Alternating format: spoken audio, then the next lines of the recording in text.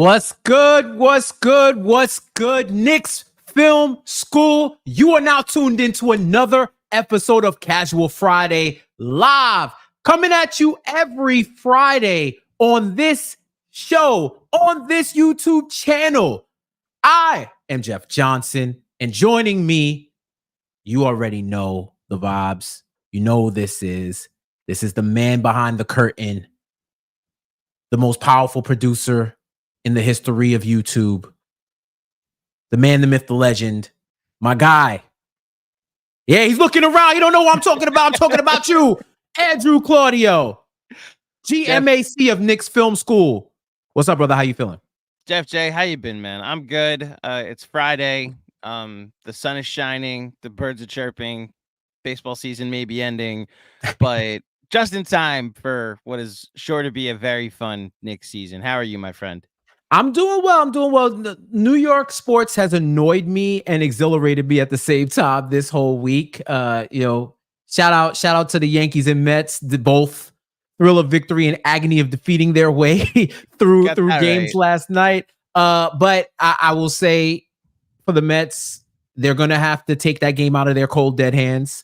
I think there's still some left in the OMG force. I don't think it's tapped out just yet. As I told you before, I said it. I think they got at least one more OMG left in them. They're doing 2-3-2, right? Yep, 2-3-2. They play today at 5 p.m. Just go back to LA.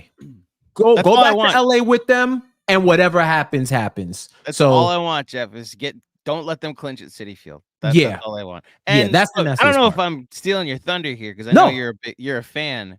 But speaking of New York sports being exhilarating this week, shout out to the Liberty, who are on the verge of a title themselves.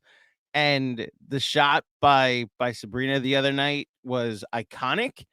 And, you know, maybe there will be 2 titles that get celebrated by New York in the next calendar year, as Sean mentioned the other night. So, we'll see what happens if the Liberty can close this thing out. I'm right there with you, man. I said it before the series. I even said it after that devastating game 1. Liberty in 4. Get down or lay down. We are not going back. Minnesota, you've been wonderful. We are not going back. We're going to Brooklyn. Y'all are staying home. You didn't want to go back to New York, and you won't have to, because I think Stewie is shutting the door. She has the chance to reverse a narrative that's slowly starting to build around her in New York. After that game 1, I got to give it to her because she absorbed all the slander and came back and put on 2 back-to-back generational performances in order to get to the point where Sabrina can ice the game as only she could and get into the lore of best New York basketball iconic shots. Like it's off the hook, man. That's a podcast by itself. New York iconic shots. I wonder what slander you could be referring to that Breanna Stewart faced. Amen. I wonder what you could be talking about, or who might have slandered her or compared her to Kevin Durant or anything like that. Oh man. Listen. I'm an observer here, by the way. I'm just like, that's interesting. It got pretty bad after game 1, and especially after her performance against the Aces last season. And I totally understand, especially as Knicks fans, you come here with a GOAT resume. You come here with all the championships. It's like, well, we want some of that too. You're the best team all year. And to her credit, she said, we're not effing losing this game. And they bounced back twice in a row. There's no reason for me to doubt them now. So hopefully that championship rub can extend to the rest of our sports teams and our New York Knicks. You're here for Casual Friday. We're talking Knicks basketball. Let's get into some Knicks news before we get into our topics of the day, all right? We couldn't get out the preseason without some type of injury news. Unfortunately, Landry Shamet in the game at Charlotte looked like a separated shoulder, popped out his shoulder on defense, swiping for the ball. There hasn't been any word, and I'm checking online to see if we get any updates from while we're recording right now. But it looked exactly like Randall's shoulder, same way it popped out, bone sticking out, and Shout out to James Edwards, James Edwards III, who now covers the Knicks for the Athletic in Fred Katz's stead. We were talking, and he was pretty much saying, I've popped my shoulder out before. Of course, I'm not an athlete, but there are times where you pop out the shoulder and it looks crazy, but once you pop it back in, you're all right. There's just like we went through this copium with Randall, it's kind of revisiting itself with Shamet. And I don't know how you feel, GMAC, but I was crushed for him because he was earning a rotation spot and the Knicks needed him. For all the talk about the thinning bench by sending Donte over to Minnesota, he looked like he could at least step in and fill in part of that role and give them some extra perimeter shooting. And now we just wait and see the extent of the injury. And for someone on an Exhibit 9 contract where he's not guaranteed until January, it just really sucks from that personal perspective. But from the team perspective, it's like, man, that was the worst possible thing that could happen for shoring up your end of your roster. Yeah, I'm glad that's where you started, the personal perspective. The fact that this was like a play for a job contract is what the Exhibit 9 is. And it's unfortunate that he was playing well, was probably guaranteed a spot on a contender this year, and had an injury that, as we saw last year, is not, take a month off, even a couple months off. This is a significant injury that's going to take some time to heal, and there's no safety net guaranteed in his contract to potentially, keep him around for the long-term play on this team. As far as the Knicks are concerned, this continues to be the trickle-down effect of the Karl-Anthony Towns trade. That if this had happened and they hadn't made the Towns trade, and say Mitch was healthy, and it's like, oh, Landry Shamet got hurt, that sucks for him. But I mean, he was going to be a depth piece anyway. Even if he was playing well in the preseason, there was no factoring him into the plans for this season.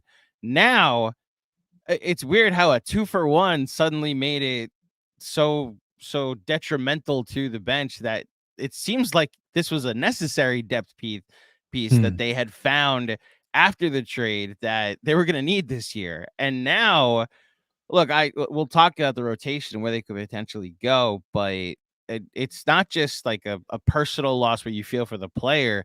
The Knicks are going to feel this loss too. I think he was going to play an important part, at least in their pre-trade deadline rotation going forward. And we'll see if they're able to find somebody else to fill that spot.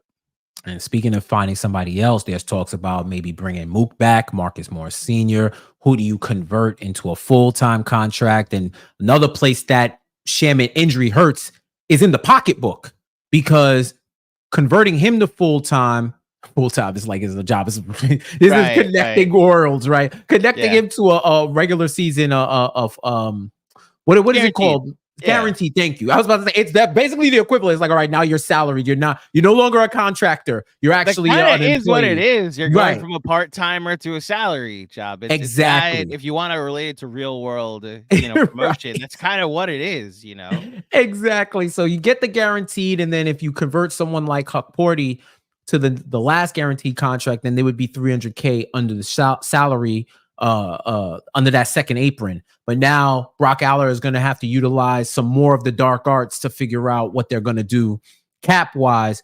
But they also don't have to cut him. They can keep him on the roster and see how that shoulder injury plays out. And then maybe he comes back for the stretch run. And once again, we don't know the severity of the injury, but there's multiple options and ways in which they can go.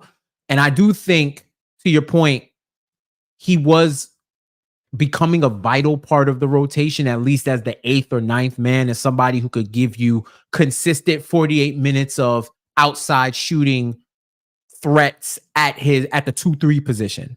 So we'll see. I just hope that it's not as severe as it looks and he's able to get back, because I think he was playing himself. It was kind of like you must have forgot type situation where Shamet was showing he's only 27 years old. So he's showing that he still got game and he could still play. And I know it extra sucks when you come into New York, you're getting all this energy, you know you're going to be one of the top teams, and then it happens on defense. Not even like you driving and you fell, you swiped at the ball, and it was a freak injury. I know you might not have got to see it at the time, Andrew, but it was like literally swiping at the ball, a regular swipe. Yeah, and it was just a dig. It was a swipe. Yeah. So the one thing about that injury is that it does allow for opportunity, and we're going to be talking about who could possibly step up in that role in a minute. But I wanted to give the final word. Of course, we record on Friday with the Wolves coming to the Garden on Sunday, and then Dante's Inferno erupts, and then we have all of the hoopla that was going on and the scuffle, the verbal scuffle between him and Rick Brunson. Just checked Ian Begley. He reported that from multiple sources, the Rick Brunson, Donte DiVincenzo thing is water under the bridge. So it's not a thing. So the folks who are saying they're going to resolve it one way or another, it looks like they pretty much have. And don't gotta spend too much time on this, Andrew. I know you touched on it with John a bit, and y'all have covered it throughout the week. I'll just say, listen, man, it's gonna be some emotions when your job trades you, when they decide they don't want you anymore, and you come back and show that you do. I think Donte was giving off heavy Sabrina Carpenter vibes right now, and you could tell like he was striking back. He wanted to let you know what you lost, and that he's always gonna be around, right? So I don't blame him. If you had one of the Chris Persianen from Knicks Film School, you said that on one of his tweets, and I agreed. You had the best career year, you got demoted, then you get traded. Of course, when I come back, I see blood.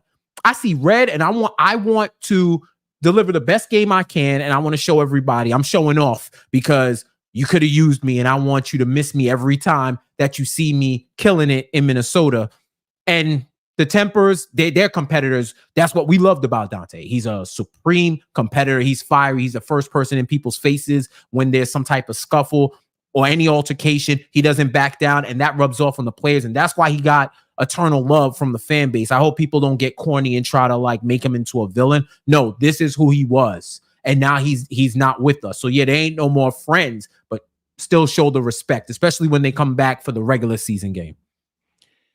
Yeah, I think you summed it up pretty well. The only element of this that, I mean, it's been discussed, but I think seeing it so viscerally displayed was the most fascinating part to me, that he very clearly did not want to be traded. That report that came out the day of the trade, that he wasn't happy about moving to the bench, he was never really into the Nova Knicks thing, just complete nonsense. It just wasn't.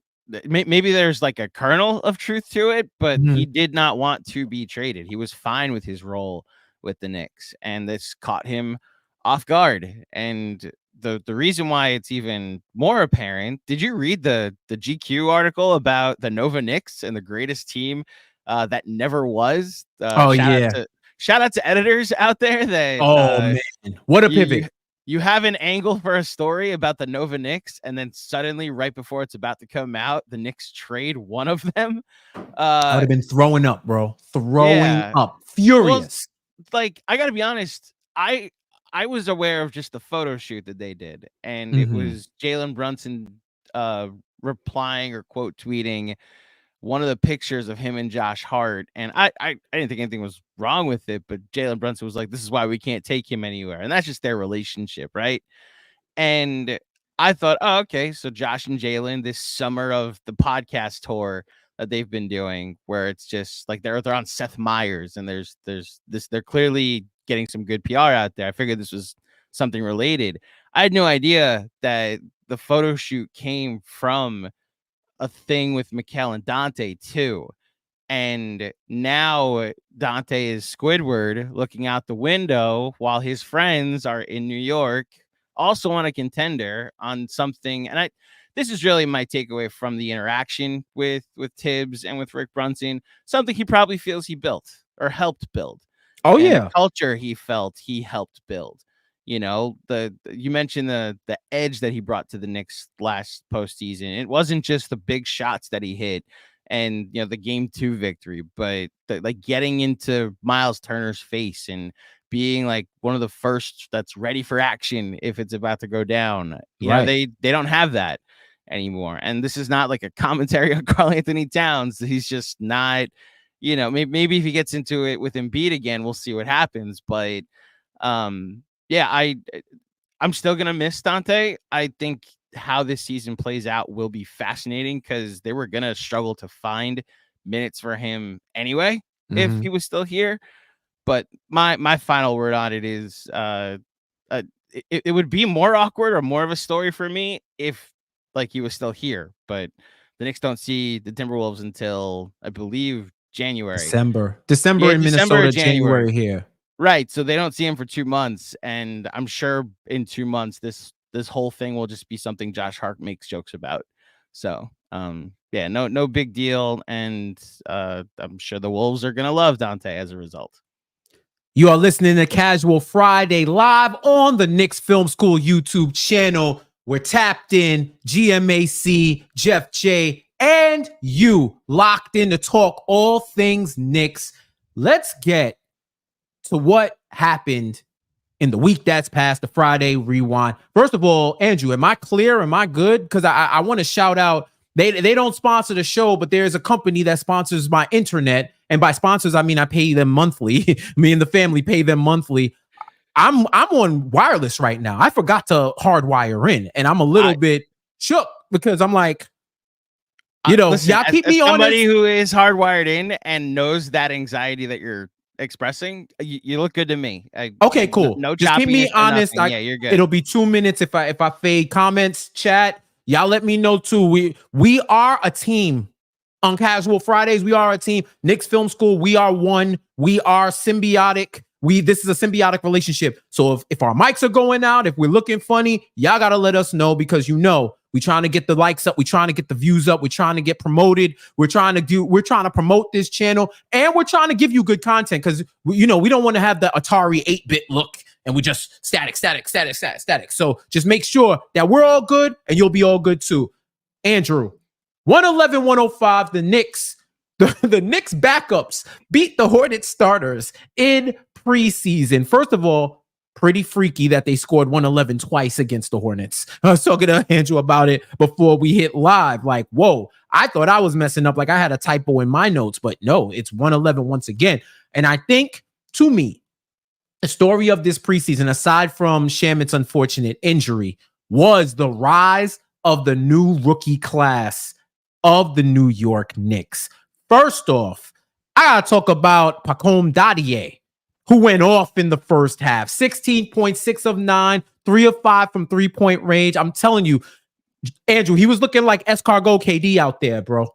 I started calling him K Dadier because he was looking smooth.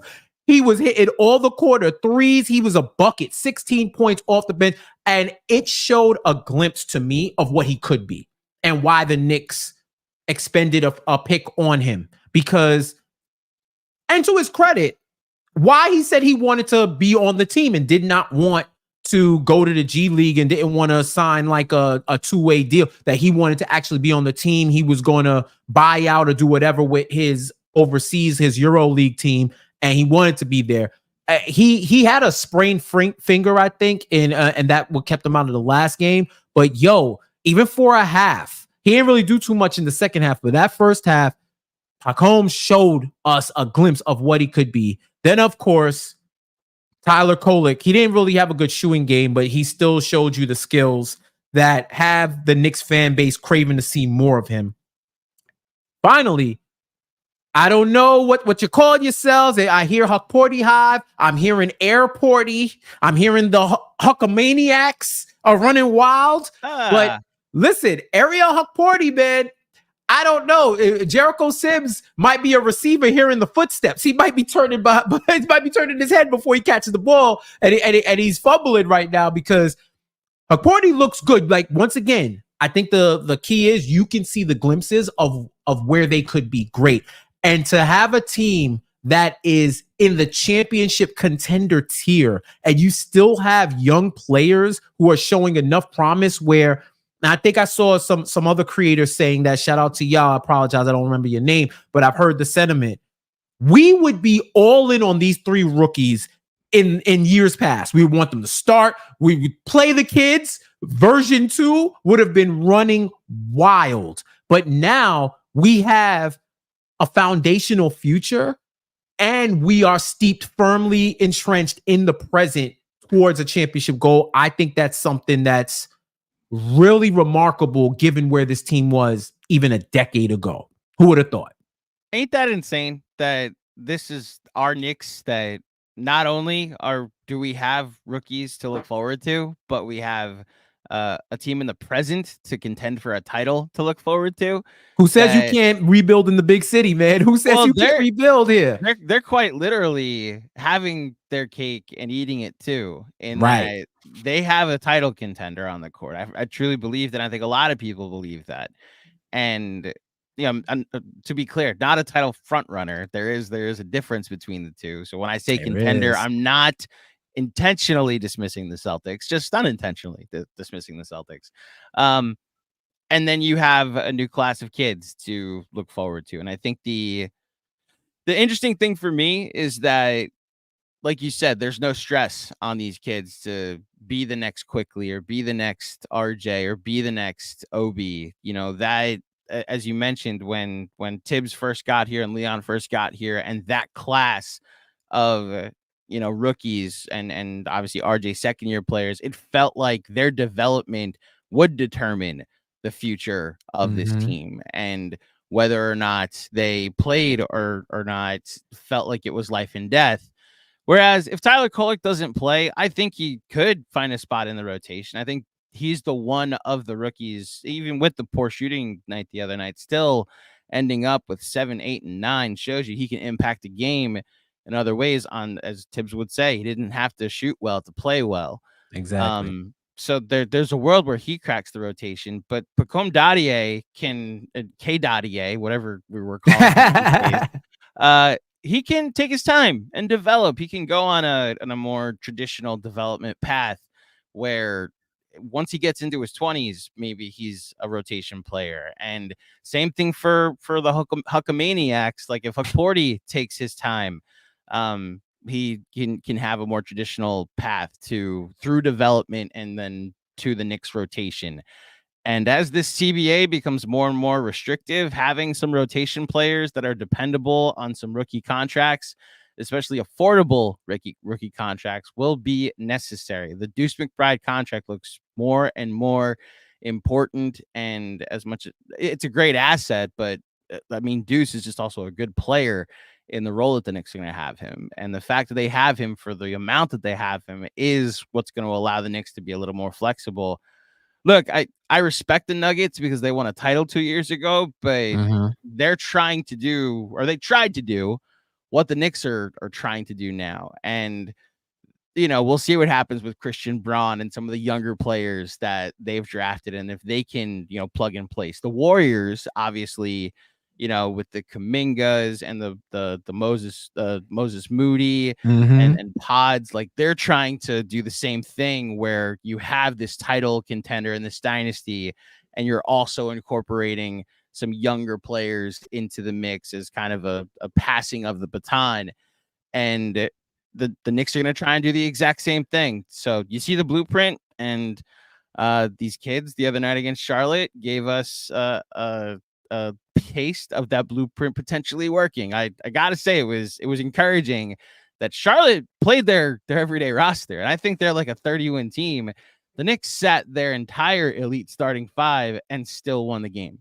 So it's good to see that your organization is competent, not in just making good transactions to build a contender, but in the types of players that they're drafting to potentially fill rotation spots in the future. Right. That was as much as a dress rehearsal for the Hornets as you're going to see. Charles Lee got them playing every game. There is no comfortability to be able to sit out just because you're one of the stars of the team or you're a consistent starter. He needs to build a culture, and that culture starts in preseason. So shout out to them. And even for the Hornets, getting beat in the preseason, whatever, they still looked more functional than they had in the previous few seasons. So I have them as being one of those surprise teams to potentially make a run to the play-in. I think they have too much talent to stink like the way they've stunk before. So shout out to them. Over under 31.5 for the Hornets wins. I think they can get 32. Okay. I think they get, like, if that's I get a 50-loss season, so it's not like that's crazy, but that could also be the 10 seed. Exactly. So I still think Chicago finds a way in because they always find a way in. I don't know how, I don't know why, but Chicago and Atlanta, they're the two teams. I feel like they are sponsored by SoFi. Like, they have a contract with SoFi that they have to be in the play-in, at least in the play-in every year. So it's going to be interesting to see how that bottom four. I think you have a legit 5 to 6 teams between Miami, Orlando, or Indiana, depending, or Orlando, Indiana, maybe even Philly. Your mileage may vary, right? But I'll say for now, Orlando, Indiana / Chicago, Atlanta, Charlotte, and then whoever is the dark horse team who either drops out from the top 6 or shoots up from the bottom 5. So I think, towards the end of the season, April is when we start to see who's really trying to win and who's dragging for flag.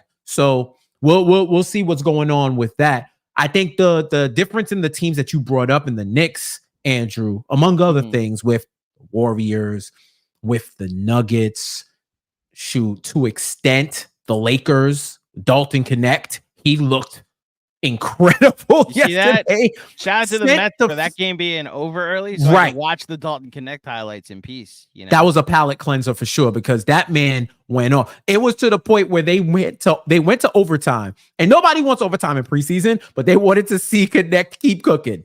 He was going on. To an extent, the Lakers, they need one of their rookies or young guys to hit.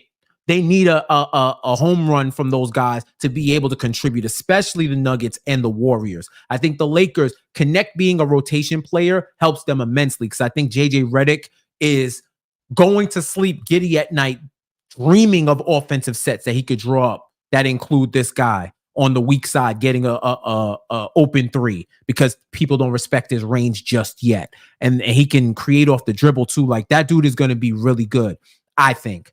But I think with the Knicks, it's a nice to have.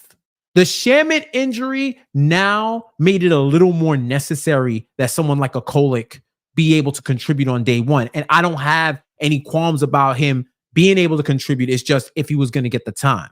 And we could go into that, Andrew, the rotations. Based on what you've seen so far, what do you think the Knicks rotation is going to be? So, I mean, we know 7 of them. I mean, probably we know 8 of them already. The big 5, the starting 5, with Josh Hart obviously in the starting lineup. I know that's the topic of contention in the Twitter streets these days. But I think Josh Hart will be a starter. And I look, I'm someone that said that I prefer they start Deuce, but I also don't think Josh Hart starting is a bad option. Right. I think. Look, Deuce is really your 6th man that will step right in anytime, like Josh Hart or Brunson or Anunoby miss time. He's the next man up, and then you go Campaign, and then you go Precious, and then there's that 9th spot that's interesting, because if you go to Kolek, that does leave their rotation a bit small.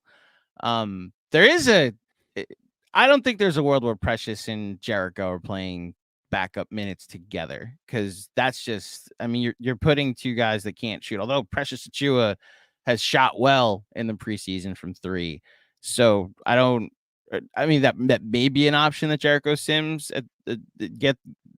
Remember when they first went to a 9-man rotation right after the Cavs and the Mavericks game?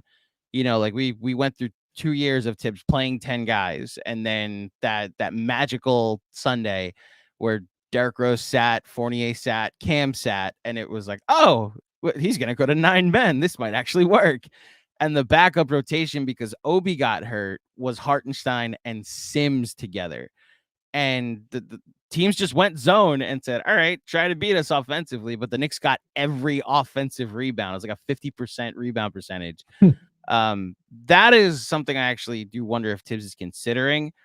I also think when you have a Mikal Bridges, when you have Anunoby, and yes, when you have Josh Hart, your backup for all three of them can be them. Like, that's what we saw all last year. You want Josh Hart you need a backup for Josh Hart, just let it be Josh Hart. So I think that may be a direction they go. If they do feel that Kolek makes that backup rotation a little small. But look, I think it's going to be fascinating tonight to see what Tibbs goes with, because you want to talk about dress rehearsals. James Edwards on our very pod reported that this might be a dress rehearsal for the Knicks. And I'm curious to see who that ninth man is off the bench, whether it's a center or if it's a point guard, a rookie point guard. What do you think? I think that ninth spot is going to be situational. I think that's the situational spot. If the guards are getting into foul trouble, I think you'll see Kolek. If the bigs are getting into trouble or they just need to spell somebody, I could see Sims, depending on what the matchup is on the other side. I could probably even see TJ Warren. Even though he hasn't played a lot, he has the size. He can play 3-4. I think he could play 2 through 4. 2 would probably be a struggle against smaller guards. But 3 and 4 for sure. He can play a wing and give you a little bit of versatility. Maybe he has some of the bubble force still within him that he can use from time to time, like situationally once again, because it does have an expiration date. So every time he uses his powers that he loses them, he may not be able to reclaim them. So we need to bottle that for when it's absolutely necessary. But I do think that ninth is going to be situational. I do understand though what you're saying about they may be a little bit small on the perimeter, depending on who Kolek is going in for. But I think depending on how they mix and match the lineups, because if you have, for example, Kolek, Campaign, OG, Mikal, Cat, I think you cover up for that lack of length with the wing stop duo. You got Cat playing the 5. Campaign, he's a dog. He ain't going back down. He can get down with the defense as well.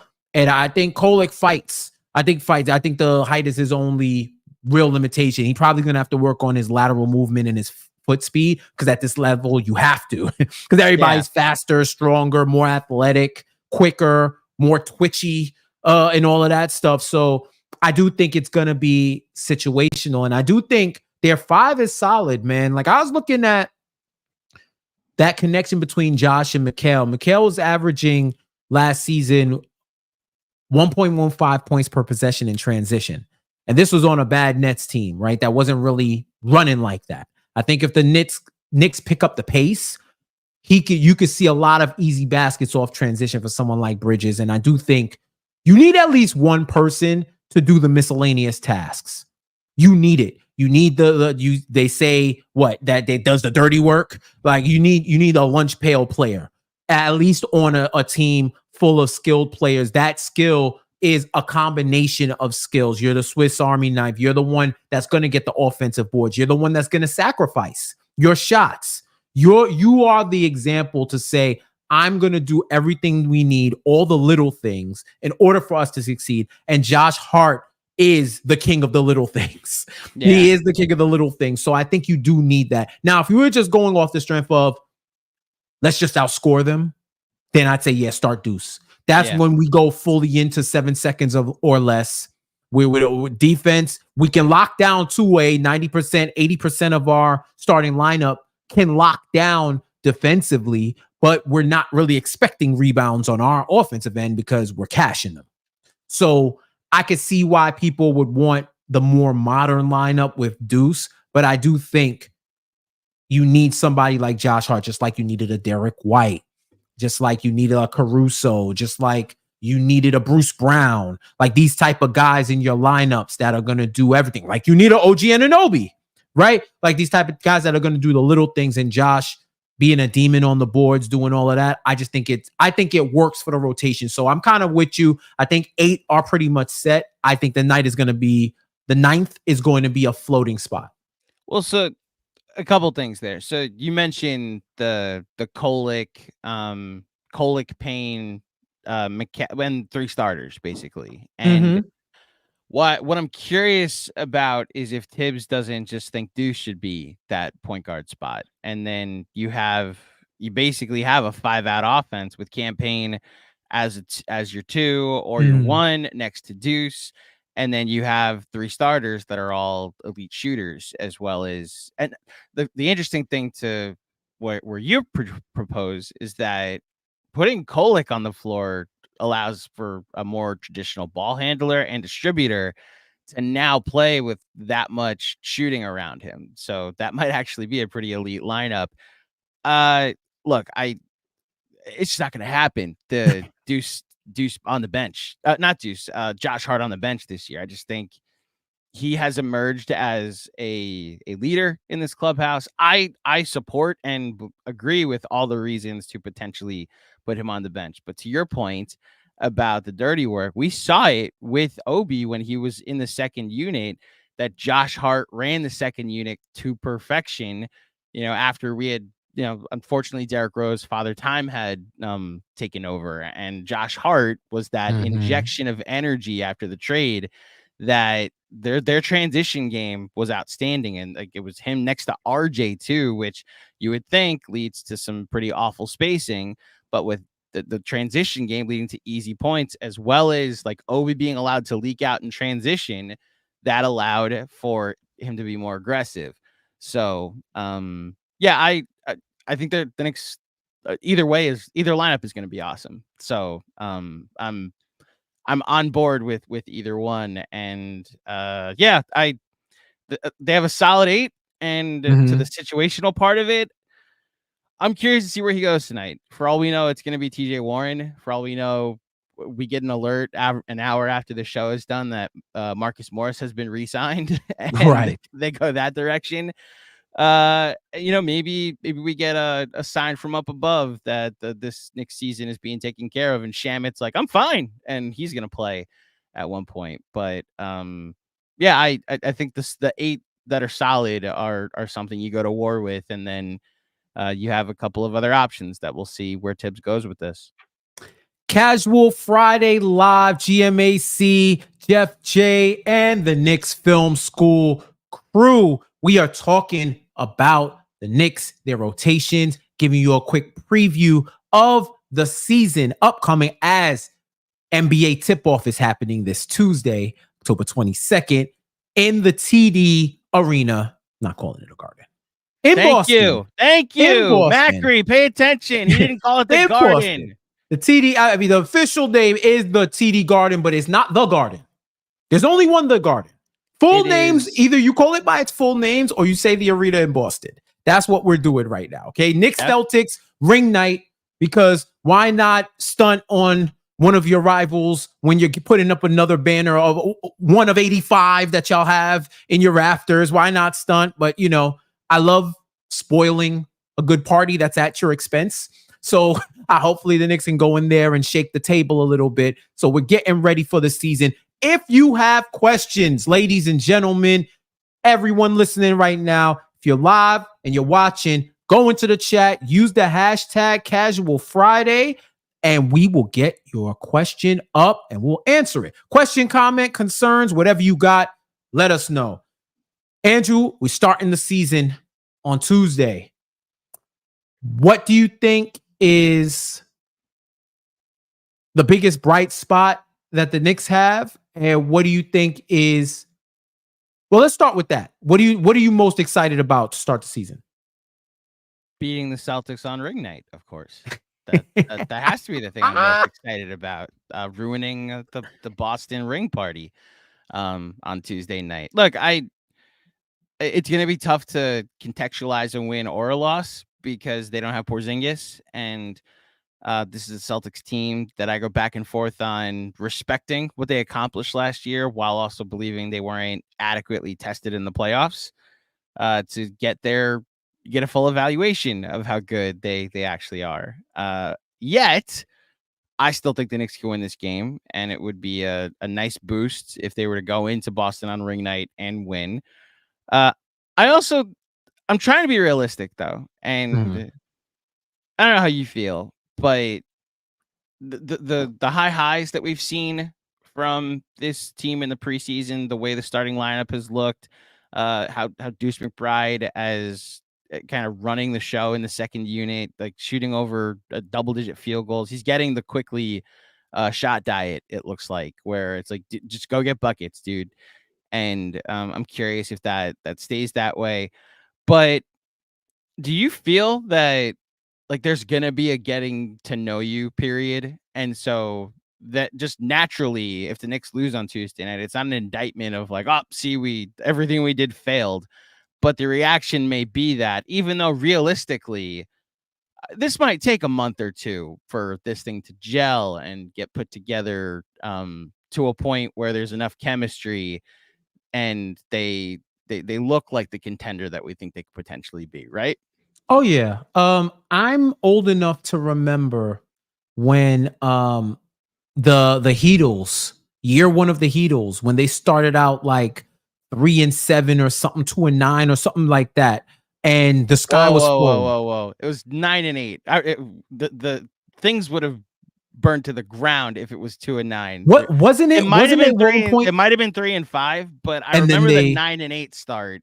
Got you. The panic mode, because it was like 17 games that are game over 500, and then LeBron and Wade have talked about how like they looked at each other like, did we mess this up? Like, did this go south real quick? And then they won like 13 of their next 14, and it was, oh yeah, that's why they put LeBron and Wade and Bosh together.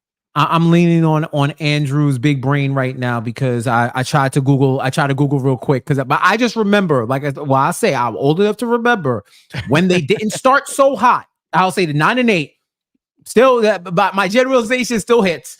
They didn't start so hot, and everybody's like, oh, this LeBron thing isn't gonna work. Let's not say what happened after they lost to the Mavs. Oh boy, Ray Allen saved the Miami Heat. Save that whole dynasty situation with that shot in game 6, because I remember what people were saying after that year one. And even when they started 9-8, right? Like the sky was falling. And that's what people want to do when things don't immediately click. I'm not expecting them to go out there and be in midseason form, but I think the difference with this team is they're a bunch of basketball players. Like, they know how to play basketball. They're plug and play fit players, where if they're playing a game with each other and now they have these preseason games under their belt, they're slowly learning where everybody's kill spots are and where they like to go and how they like to move, and this type of free flowing offense. And that's one of the things I'm looking for. I want to see the Knicks with a beautiful offense. I don't think I've seen that in my entire fandom, to be quite honest. Like a beautiful game, like consistently beautiful, I haven't seen that. So yeah, there's been spurts, there's been little things here and there, but I think this is the first time where you get to see poetry and motion on the court between those five, and I want to see how they harmonize with one another. But yeah, I'm giving them the grace in the world, as long as they look good. Now, if they look disheveled and they look unprepared, then that's a major red flag, because Tibbs teams don't really do that. They're going to be prepared. They might stink, but they'll be prepared in their stench. Right? Yeah. Like, at least you'll say, like, we're executing, we're doing what we're supposed to be doing. It just ain't working. So now we got to adjust. But it isn't for a lack of effort or execution. Right? Like, sometimes you execute the plan right and it just don't work. Right. Like, you did everything you're supposed to do, but it just doesn't work. So that's what I'm looking for. And I think how they play against the Celtics is going to be an early indicator of what they can do, because I don't believe Porzingis is starting this season off. He's still rehabbing that knee injury. Yeah. So they're gonna have Big Mofongo out there, Al Horford. He's gonna be back there, all 30 plus, Mr. Ring Night man, getting his ring after all suffering all them years with the Hawks and all that other stuff. He gonna be happy. So I know he's gonna be on a high. I know he's turned up. He's gonna be turned up for Ring Night. But past that, they're not the deepest team either. So I'm really intrigued to see them match the Celtics' energy and exceed it in a hostile environment. Day one, you're going into one of the most hostile environments the Knicks will face as a team this season. Boston versus New York. How do you handle that? There's any adversity. How do you respond? Are you a resilient team or are you going to fold? We knew these Knicks last year that you were going to have to destroy them to beat them. And that's what literally happened in the playoffs. Everybody disintegrated before our eyes. So are they going to continue that mentality? Does it transfer to these newer players? What is going to be the identity of this team? I think we'll figure it out early because they get the Celtics and then the Pacers at home for the home opener. So those are two good back-to-back games to gauge two totally different styles too, so that we can gauge how they're going to look, or at least be able to glean what it could be. So that was all really well said. And I think you about to shoot me down? No. The prepared in your stench. Respect. The prepared in your stench imagery. I'm gonna steal that. It's like, please. If my wife ever is like, why isn't this place cleaner or something? I asked you, could you clean up? And it's like, yeah, but I'm prepared in my stench. Or so. I don't know how to use it, but that was just that was extremely well put. I think the interesting thing about how night one could potentially affect the vibes. I know you remember this. They just didn't lose with OG Anunoby last year. So yeah. There's that part of me in my evaluation of the Knicks this year and my projection for how bullish I'm allowed to be on them as a Knicks fan, that's wondering if we're getting a 60-game season. Like if he plays 60, 65 games this year, maybe he qualifies for all the awards, right? If that trend holds up, and I'm not saying they're going to go 60-5 with him or 50-15 in those 65 games, but I haven't seen them lose a ton with Anunoby on the floor. And now you add Mikal Bridges. Now you add Karl-Anthony Towns. I'm just wondering if you mentioned the synergistic, beautiful basketball that we haven't really seen from the Knicks. We saw it for 3 weeks in January last year. It was kind of beautiful. By the time it wasn't beautiful. But by the time it reached its apex against that week against Brooklyn, against Minnesota, Denver, Minnesota, Philly, and then it culminated against the Heat, where it was we're getting this my South Beach show up out of here, and then Jaime Jaquez decided to ruin our lives. I think the reality is that there is a fit here, at least, that at its ceiling could look really great on Tuesday night. And look, I'm going to do my best, and I think a lot of Knicks fans should exercise the same caution that I'm going to use, that one loss will not mean that the sky is falling. But I'm pumped for this, man. I think the Knicks could get things get this train moving in the right direction, and as far as momentum and vibes by spoiling ring night. I'm pretty excited to see it. I want them to channel the spirit of Crispus Attucks and to take all those ring boxes and toss them into the harbor. No taxation without representation. And we are about to represent. Cut. That is amazing. we are going to represent on their home floor. Trust me when I say that. That does go into the calculus of what I think about when I think about the Celtics matching up with the Knicks is, who are the Celtics going to guard? Right? Because they got a great starting five, and they're switchable. They do the what is it called? Nexting. Nexting when the way they switch and go to the next man and whatnot. But I think about it, okay. Tatum and Brown, I don't think they auto go to OG and Mikal. Maybe they do, but you start off, one of Derek White or Drew Holiday is probably going to guard Brunson. I bet Al Horford guards Josh Hart, because Drew Holiday just likes to guard centers. I feel like he's the type of dude that plays the video games on the hardest level Because why did I buy this game to be playing it on a moderate or easy level? I want to challenge myself. So, and he has the repertoire to do it, right? He has the skill set. But I remember when he was guarding Julius before, and he was able to get away with it because the way Julius played right into the way Holiday likes to guard. You spam the spin move, you spam dribbles, he's going to disrupt it. He has enough strength to keep you off the block. Even someone like Julius Randle, he could get away with it. I don't think he can guard Cat the same way. And once again, that's going to spread the offense. So I'm really interested. And I think this is also a good spot for the Knicks bench to show up and show out. Because I'm just not enthralled with what Boston is doing off the bench, especially without KP. So we'll see. But that does bring up one concern that I do have. And I heard Alan talking about it. Alan doing his usual run on all the Knicks content creation. Shout out to the team. Rebounding. And not so much how they're going to get it, whatever. I'm thinking about the who. I don't know, Andrew. I don't know if I want OG mixing it up on the boards, bro. I feel like that's extra wear and tear that it would put on his body. And I'm telling you, I feel like I'm watching a toddler play basketball when I watch OG, because every time he hits the floor, I'm grabbing me like, oh my God. And I said this the other night on a game theory. Like, the way I watch Knicks games this preseason, anytime OG Anunoby has any hint of contact, I'm a concerned little league parent. Just like watching like Pop Warner and hoping like my child gets up. Like, please be okay. Oh, okay. It's honestly how I watched the Jets this year. Anytime Aaron Rodgers takes a sack, it's like, please get up. Please get up. All right, he's up.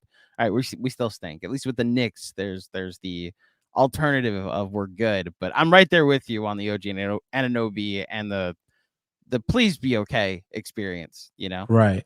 It's funny too, because he averaged like 1/10 of a point over his career average in rebounds last season between Toronto and New York. He averages around a little over 4 rebounds a game. And honestly, depending on who he's guarding, I don't think they need him to be attacking the board. If anything, I'd want him more on the defensive board than the offensive board. Because I could see him getting the long rebounds. And if he's boxing out, like, he doesn't really have to bang and crash the boards. You know, of course, situationally, you may have to do what you have to do. But for him specifically, I'd rather see Mikal, Josh, and Kat be the main rebounders. Because even Mikal, to his credit, you see, I had it. Where is that? Yeah, it's funny. Like, these guys, they don't really board like that. Like, he has 4 rebounds a game. So I heard Alan Hahn saying Josh could average 10. I can see it, because the other guys they get the boards that are just like situational around the rim. Like, they get the long rebounds. They may get an offensive rebound or get rebound their own miss or something like that. They're not really attacking the boards like that. So I do look at the rebounding and how it'll affect. I think more so for me, it's defensive than offensive, because I'm going off of who they have personnel wise offensively. And I'm thinking to myself, okay, we shouldn't have a lot of misses. Like, it shouldn't be, there's going to be nights, but it shouldn't be a strength because we can't shoot. Yeah. Like, that was the whole thing about last year's team. There was a lot of misses, and they cleaned up their misses to extend possessions and to give out multiple opportunities to score again. Well, that's what the movement has been really since, not necessarily since the RJ trade, where they just added more spacing, but you know, they went from a team 2 years ago that finished 4th in offensive rating, but in the bottom 7 in effective field goal percentage. I know XJ, shout out to him, he would love to call that top 4 offensive rating rat fake, because the Knicks were they went the Grizzlies route, where the winning the possession battle. We're not trying to make the first shot. We're trying to get as many shots as possible on this possession. And in 2 separate playoff series, the last 2 years, we've seen it become a strength, whether it be the Cleveland series, where Jared Allen and Evan Mobley were doubling Mitchell Robinson together just on the boards. Like, think about that. Mitchell Robinson hasn't made an offensive move in his life yet in the NBA court. And yet he was getting double teamed because of how impactful his offensive rebounding was. Right. And then the Philly series, the Knicks were just dominating the boards there as well because Embiid was hobbled, and thoughts about Joel Embiid will be tempered on this pod as well. But they didn't have the bodies that the Knicks were able to throw at it. They're now trying to prioritize making the first shot more often, which, to your point, is what the movement toward Karl-Anthony Towns as your center would dictate. It's also why Josh Hart's important. Exactly. Alan, of course, Alan Hahn said on with us, I think Josh Hart could average 10 rebounds a game, as you pointed out. He also, but we also had a little trip to Claudio Casino this week where the over-under for Josh Hart rebounds this year was 9.5. And the over was taken, I believe, by John and the under by Jeremy. Josh Hart averaged over 11 rebounds a game after he got inserted into the starting five last year. I think to our initial concerns about the wear and tear on OG Anunoby, and who knows with Mikal Bridges, if those two are, being used as spacers and Josh Hart's being guarded by centers, him crashing the boards is not only a necessity, but it's more convenient because he's going to probably be used as a cutter, as a screener, and just naturally as someone that crashes the offensive glass in general. So I agree with you that the boards may be a concern, but that's why you get one of the best rebounding guards ever in Josh Hart to be the guy that does the dirty work and takes care of the boards for you. For sure.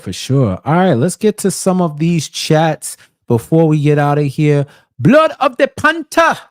Thank you so much for the super chat, man. Let's go Knicks. Let's go Liberty. You already know the vibe I'm on, man. It's Seafoam Green Skies tonight. Shut the door.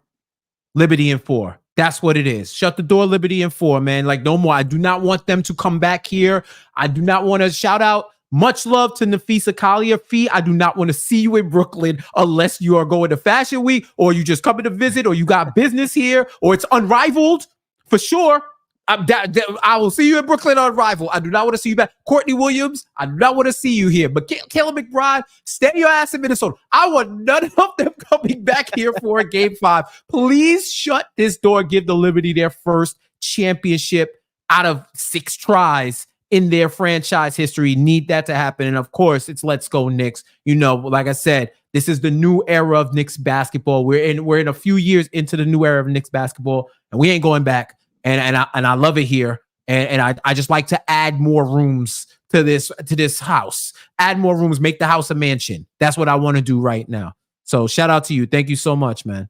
Does it bother you at all that they're playing these games in Brooklyn? The Liberty? Yeah. No, I can't be mad because the owner didn't want him anymore, or he had a better deal, and Josiah, Dolan gave him up to Josiah. Isn't that what happened? No, it is what happened. I'm not asking whether or not the fact that they're doing all of this in the Barclays. This would matter more if they were playing in a building that mattered. So I much disrespect the Barclays. If this was a championship being won by a team that played at the world's most famous arena, I feel like I would personally enjoy it more. It doesn't matter from the on-court product. They're going to be great no matter what building they're in. But I don't know. There's a part of me that when you tune into game 1 and 2, it's this is the building the building with no lights. Got it. But you know what? I got over it when I've gone to Liberty games and I see it's rocking like it's the Garden. That is the Liberty's arena. No shade. It is the Liberty's arena. So in that sense, and here's the other thing where I take solace. We don't get Ellie if they stay in Madison Square Garden. They switched the mascot when it moved from Manhattan to Brooklyn. Okay. And please fact check me if y'all hear me and I'm speaking out of turn, but I believe there was a whole thing. I forgot the old mascot, but it turned into Ellie. And we see Ellie right now. She is climbing up those rankings right now to be the GOAT mascot. I think you got the Gorilla, the Phoenix Gorilla. You got Ellie. You got the Oregon Duck. I'm trying to think. The Fanatic. I just want the name Mr. Met said. No, you know what? The Mr. Met is iconic. But he's on the list. You got to mention him. Like it's like he's getting some first place votes. He's gonna get a couple of first place votes. But Mr. Metz is up there. I know there are people that will agree with me that Mrs. Met deserves. I was gonna say the Met family. For the Met family reasons that will not be mentioned on the pod. I listen. I see the tweets. I'm also a happily married man, so I'm not gonna say what those reasons are. Right. And also, apparently, Grimace is now Grimace isn't the McDonald's. Well, he's not the McDonald's guy anymore. He's now the Mets guy. He's disqualified from criteria because he was a fast food mascot first. If we go to mascots, period, then somebody's gonna do that. That sounds like something the Ringer would do. Like the GOAT mascot. That's like a March Madness bracket right there for sure. But I would say if we're talking the Phoenix Gorilla, we're talking Philly Fanatic. We talking Mr. Met. We talking Ellie. We talking the Oregon Duck. I'm trying to think of some others, but she's up there. I think when it's all said and done, she's gonna be what the Gorilla was and the Fanatic was when I was a kid. Like that's what she's gonna be like for this generation. Because now she goes different places too. Like she goes to All Star. She goes to different events. That's what makes it the lore grow for her. So So I don't know. I don't think we get her if they stay in MSG. So that's cool. That's why I'm over it. I'm over it enough. Let's see. Ben, what's up, Ben? I'll tap in with you. Not fake, just outside the effective field goal calculation. Tibbs zagged brilliantly to compensate for bad shooting. Calling that illusory is wrong. Yeah. Ben, tell XJ that, okay? Rat fake. I wouldn't call it fake also, because if you're just equating, let me take a half step back. It depends on how you analyze the statistics to say what is the most impactful for an offense, because offensive rebounds do count towards the offensive play because they extend the possession and give you another chance at the EFG. So even, for example, if you shoot a three and you miss and you grab an offensive rebound, you get another opportunity to shoot another three and you hit it, you've just salvaged your field goal percentage because you've went 50% on there. So if you continue to go 50% on those offensive rebound possessions, or even like shoot for average because you're getting 3 chances at it, then it all shakes out to better field goal percentage at the end. To your point, like anybody who's ever played basketball can also attest to this. There's a mental wear and tear on a defense that just played really well for 22 seconds. Or, back when we were in high school or whatever, like for 30 seconds. And shot goes up, you get a miss, and then they get a rebound and you're stuck playing defense again. And that is like, you really grind teams down when you win the offensive rebounding game like that. So I agree with you that, look, I had no issue with the offense 2 years ago. I understood its deficiencies. And I think that's what Spo exploited by just prioritizing. Anytime Mitchell Robinson gets a rebound, you foul him right away and send him to the line. Exactly. Bam Adebayo being the great neutralizer also helped in that series. But look, I still think they're going to get some rebounds with Josh Hart on the floor. They're also just going to be really good at shooting on the offensive side of the ball too. So they might be able to do both at a pretty good level. For sure. All right, Kai, this is hilarious. I'm glad they're in Barclays so I can afford games. Look, I heard that, but shoot, the better they get and the more popular WNBA gets, them prices going up. I heard season ticket holders for the Liberty say, I might have to think twice because the price of the brick is going all the way up. So shout out to them for increasing revenue, but that trickle down effect does hit the consumer. So you better love you some Liberty to go to them games and pay the prices. And I'm glad they give people the show that they do. And hopefully they are able to shut the door and give us a world title. No allows, I do not care. It's a world title. All right. Before we get out of here, Dirty Dancer, #Knicks Film School. What is the prediction for the outcome of this season? Dirty Dancer. He said #Casual Friday. I did. I let him rock with it. I did. I saw the hashtag and I was like, okay. But it's all good. I appreciate that he did use the hashtag. Like he did use a hashtag, even if he didn't use the hashtag. He used a hashtag. I mean, I have my predictions up on Patreon if you want to go listen to the why. But I'll just say I have the Knicks as the 1 seed this year. I have them hitting the over on 54.5. I haven't said yet what I think my finals prediction will be, but it wouldn't shock me if the Knicks are in the finals, and that's the reality we find ourselves in, that the Knicks are a team that it's not crazy to say that they will make the NBA finals this upcoming season, which is a unique place to be in as a Knicks fan, but it's also a challenge that I welcome and a joyride that I'm excited to go on. For sure. I think for me, I think their floor is the conference finals, and I think their ceiling is a championship. I had them as my 2 seed, just giving Boston that respect that somehow that they will find their way to number 1. Also, I do think some win totals will increase, some win totals will decrease, but it may just shake out that way. It would not surprise me if the Knicks get the number 1 seed at all. I'd even go as far to say it would not shock me if I was looking at Vegas right now. I wouldn't be shocked if the Knicks were one of the faves to win the in-season tournament. So I can pull up the odds in a second, but like, can I give you a hope of mine? Yes. I hope they don't qualify for the in-season tournament. I get it.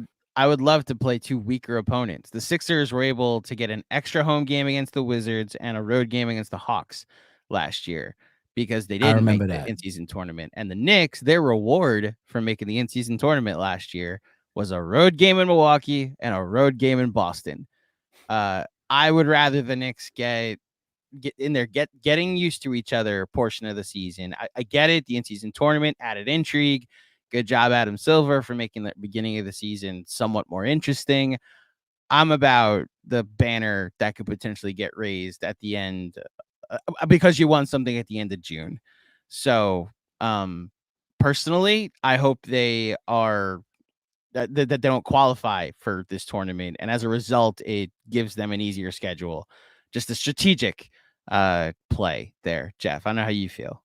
No, I like what you're saying. I wish they would adopt the soccer model in the sense that sometimes when you're playing for your league cup as opposed to your league championship, like you're playing like a tournament, like a Champions League or a Carabao Cup or a FA Cup where you're playing against all these other teams, you may not play the same starters that you do in your league as you would in this tournament. You may play different guys because you're resting up other guys for league play. You may play 2 games in a week and there's dynamics there. Yeah. I wish they would adopt that where it's like, okay, we made it to the finals. Tyler Kolek, Huck Porty, campaign, go with us the cup, right? Yeah. But I know the sponsors would be heated, but I definitely understand why you say that. If you ask me for a choice, yeah, give me the world title above everything else. So, but I do think, this is the year to get over the hump. I think this is the year to at least makes the conference finals. There is nobody in the East that scares me for this squad. And if I was a Celtics fan, I'd say the same thing. I'd say, yeah, they made the move, but we're the champions. So you still got to beat the champions. But for me, there are no teams in the East that put fear in my heart. 0. When it comes to the Knicks, I think they can play with everybody and anybody. It's just a matter of, is there a new team identity and how do we figure it out? Right? Like, are they going to be resilient? Like I said before, are they the type that they want every single game? Are they going to be that bruising, imposing team that folks do not want to play because they know it hurts when you play the Knicks? Like, what is it? What is that going to be? And if they're able to develop it, I think they can go far. I wouldn't be surprised if Tuesday's game is a preview of the Eastern Conference Finals. I would not be shocked at all. So and as a fan, I'm hoping that it's the case. I think this is one of the most exciting upcoming seasons that we've had. More than anything, as long as they can get to the playoffs with everybody near 100%, I take the chips where they fall. Agreed. That's how I feel with it. I agree. And just to close the loop, the Knicks do have the third best odds to win the in-season tournament. I pray that they don't make it. That's where I'm at. I just that the in-season tournament was. I mean, we lost Mitch in that game in Boston last year. Give me 2 low leverage games. Give me. Oh no, they didn't qualify for the tournament. They have to play Brooklyn and Washington instead. You know? Yeah, they got to figure that out, because I feel like if you didn't qualify, then whoever has the better record at that point should get the home games. Like it should go into another tournament mode where it's like, take everybody who didn't make it, put them 1 through whatever in their conference, and then break it up like that. Like, I feel like that's fair. Jeff, I'll go a step further. I'll go on the road to Brooklyn if they make me. That's not a big. You know what? Fine. The Knicks didn't make it. Your penalty is you have to be on the road for both of these games. You got to go all the way to Brooklyn, and then we'll make you travel just a hint farther to Washington. All right. Yeah. That's your penalty, Knicks. For not like making that the energy. In-season tournament. I definitely love that energy. GMAC, man, this been fun. You in here. You gave your takes. You dropped your valuable insight. And you shook up the world. You shook up the world. I'm sending all of. I've charged up my queen sign. Well, I'm sending everything across the borough to the area of Shea, now known as Citi Field. We're empowering them. That just warmed my heart. You saying Shea? I gotta say, thank you. Yes, and yeah, just either go down swinging. Or just go back to LA with them.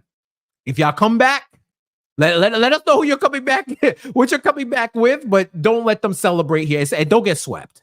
Well, don't get swept. I don't know if you saw the thing I put up last night that the last 5 times the Mets have made the playoffs, which I know for Yankee fans, this is weird to be like, you got to go back to 2000 to cover the 5 times you guys have made the playoffs, because the Yankees make the playoffs every year.